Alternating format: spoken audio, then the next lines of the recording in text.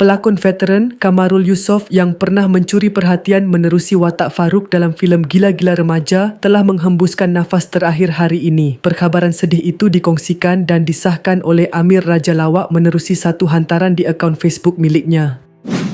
Sebelum kita lanjutkan, marilah kita hadiahkan Al-Fatihah buat Allahyarham.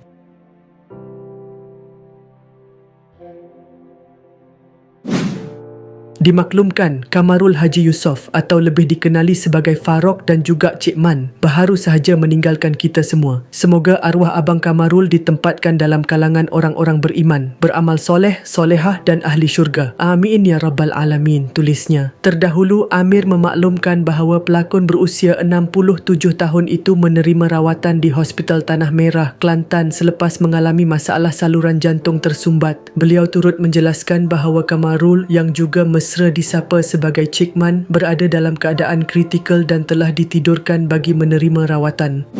Pada era kegemilangannya sekitar tahun 1980-an, Kamarul mula dikenali ramai menerusi penampilan sulungnya sebagai Farouk dalam filem Gila-Gila Remaja bergandingan bersama pelakon Faizal Hussein. Nama panggilan Cik Man pula semakin sinonim dengannya selepas membawakan watak tersebut dalam filem Rock U arahan Allahyarham Mamat Khalid.